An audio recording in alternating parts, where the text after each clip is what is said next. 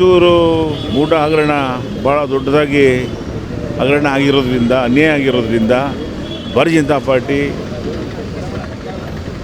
ವಿಜಯೇಂದ್ರವರು ಅಧ್ಯಕ್ಷರು, ಯಡಿಯೂರಪ್ಪನವರು, ಕುಮಾರಸ್ವಾಮಿಯವರು, ನಮ್ಮ ಮಾಲೂರು ವಿಧಾನಸಭಾ ಕ್ಷೇತ್ರದ ಗೋಪಾಲಣ್ಣವರು ಎಲ್ಲರೂ ಸೇರಿ ಒಂದು ಹೋರಾಟವನ್ನು ಮಾಡಲಿಕ್ಕೆ ಹೊರಟಿದ್ದೇವೆ. ಒಂದು ಮೂಡಾದಲ್ಲಿ ಇಷ್ಟು ವರ್ಷ ಆಗದಿರೋ ಅನ್ಯಾಯ ಸಂಪೂರ್ಣವಾಗಿ ಅನ್ಯಾಯ ಆಗಿದೆ.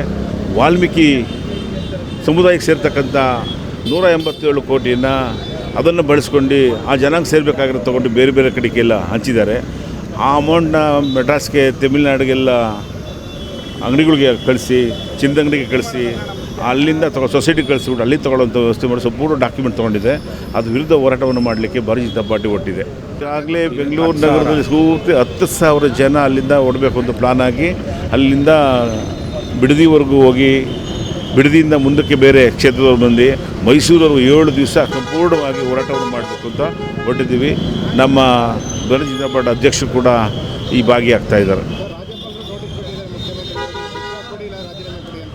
ರಾಜ್ಯಪಾಲರು ನೋಟಿಸ್ ಕೊಡೋದು ಬಿಡೋದು ಎಲ್ಲ ಸೇರಿ ಕೊಡಲೇಬೇಕಾಗ್ತದೆ. ಹಿಂದೆ ಈಗಾಗಲೇ ಅನ್ಯಾಯ ಆದಾಗ, ಸಮಸ್ಯೆ ಆದಾಗ ರಾಜ್ಯಪಾಲರು ಸರಿಯಾದ ನಿರ್ಧಾರ ತೊಗೊಂಡವ್ರೆ.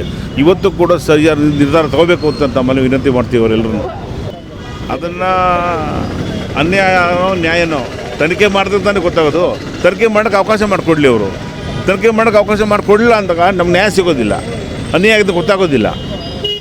ರಾಜೀನಾಮೆ ಕೊಟ್ಟು ತನಿಖೆ ಮಾಡೋಕ್ಕೆ ಅಧಿಕಾರ ಇದ್ದಾಗ ಎಲ್ಲ ಅಧಿಕಾರಿಗಳು ತನಿಖೆ ಮಾಡೋಕ್ಕೆ ಕಷ್ಟ ಆಗ್ತದೆ. ಆ ರಾಜೀನಾಮೆ ಕೊಟ್ಟರೆ ತನಿಖೆ ಮಾಡೋಕ್ಕೆ ಭಾಳ ಸುಲಭ ಆಗ್ತದೆ. ಹಿಂದೆ ಈಗಾಗಲೇ ಮಾಡೈತೆ. ಯಡಿಯೂರಪ್ಪ ಮಾಡೋ ಸಂದರ್ಭದಲ್ಲಿ ಕೂಡ ಅವ್ರನ್ನ ರಾಜೀನಾಮೆ ಕೊಟ್ಬಿಟ್ಟು ಆಮೇಲೆ ತನಿಖೆ ಮಾಡಿದ್ದಾರೆ. ಆ ರೀತಿ ಇದು ಆಗಬೇಕಾಗ್ತದೆ. ಏನು ತೊಂದರೆ ಆಗಿಲ್ಲ ಅಂದಾಗ ಅನ್ಯಾಯ ಸರಿಪಡಿಸ್ಕೊಂಡ್ರಾಗ ಸರಿ ಹೋಗ್ತದೆ ಅದು.